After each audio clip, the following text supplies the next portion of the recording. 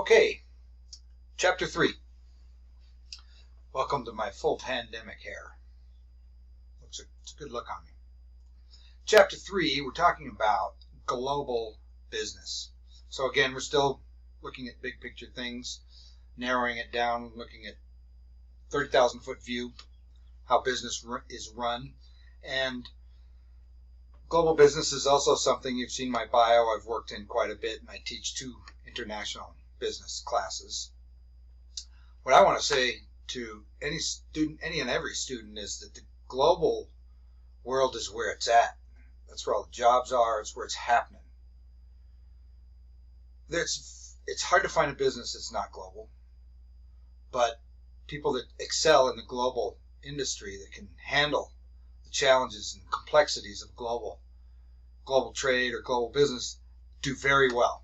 I think there's lots of opportunities there. I want to say that.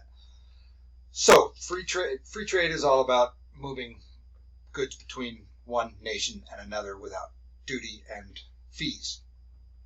20, 30, 40 years ago, there was big fees on moving everything.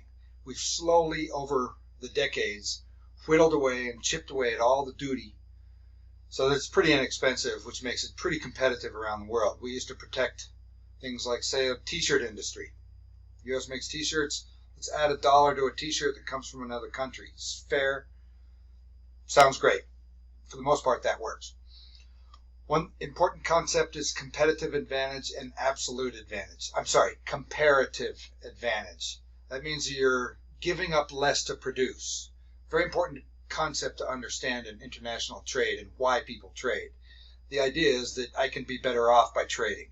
I'm definitely better off by trading because I'm giving up a little to produce more, whereas another country produces more with giving up a little of something else. So that's how trade works. It sounds complicated, but understand comparative advantage. Absolute advantage just means you're better overall, but comparative advantage is the key. Pros and cons of free trade is something that I argue all the time, and as you know, as a free trader, I believe in the pros in free trade. I think that something here is missing, and it is inevitable.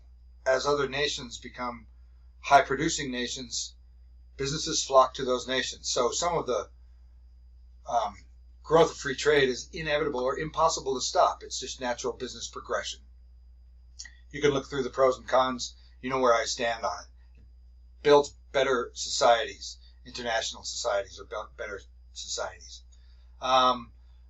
Other metrics that we use, we have balance of trade, trade surplus, trade deficit. When we have a surplus, we're exporting a lot. And the only reason why they call it favorable is because we're pulling in a lot of money.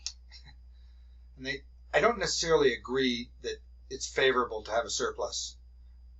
I can see why it's called favorable, but think about a trade deficit. We're buying inexpensive goods.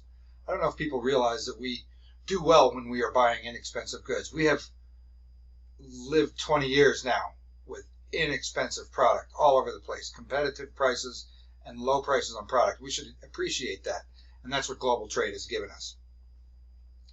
So there's balance of payments, balance of trade, one of those metrics that are important to understand. Now, as far as going in to reach global markets, either importing or exporting, this is a spectrum. One end to the other shows that the least amount of control is just buying. You can just go to China and just buy this, just export the stuff. Say, okay, build this for me. Or you can go into a country and say, here, I license you, just go do it. Least amount of control, probably easiest. And then it moves up into contract manufacturing, joint ventures, and strategic alliances where we're saying, okay, we're going to work with this company in another country and you're going to distribute products for us, but we're going to own part of you. We're going to work together. Or you're going to bring your products in and we're all one big company. That's more commitment and more profit potential by owning it. More commitment by much more capital. So that's just a spectrum of starting in with just dabbling into trade or joint venture and strategic alliances and buying factories or buying distribution systems in other countries. There is a thing about licensing, and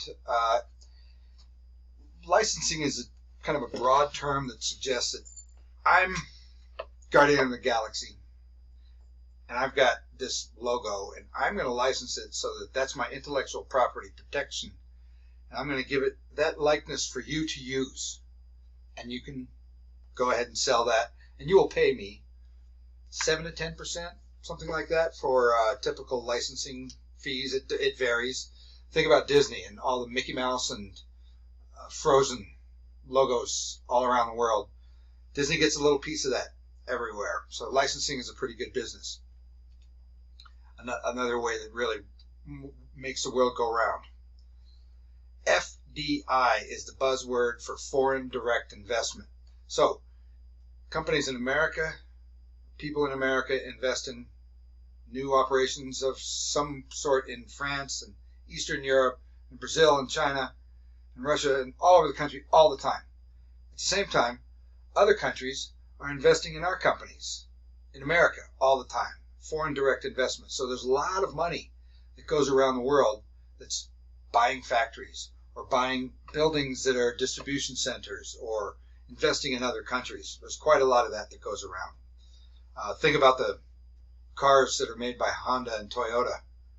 Factories are all over the place. So Toyota buys a factory in Tennessee and they build Toyotas. Is it a Toyota? Is it an American made or is it a Japanese car? These are unimportant lines to me. I don't think it matters. So Toyota is a Japanese company. That's what they make. There are tools that the government uses for controlling trade. And like I said, for the last 20 or 30 years, trade protectionism has been dropping on all areas throughout the world, except for the last couple of years. The new administration has decided to up it so that we block trade with other countries. I don't agree. I've already said why. But that's what tariffs are all about. You add protective tariffs. I've paid higher tariffs recently myself. So when you charge more to bring goods in, some say that's a good thing because we're taking a little bit of tax revenue. But the basic problem is that if I import a product and I have to pay a high duty, I have to recover that. So as I sell it to the public, the consumer pays. That's how tariffs work. Consumers pay tariffs. Trust me, that's how it works. Quotas are numbers as limits, which kind of help protect industries. And embargoes are more political, where they say we can't trade with this country at all. And a lot of people argue that outsourcing is a problem. As I say, it's inevitable. There wasn't anybody that could stop it. What we're doing right now is bringing jobs back. So we're actually insourcing. So that argument is going to be an interesting one, and you can go around and around in that argument. Okay, thank you. That was chapter 3.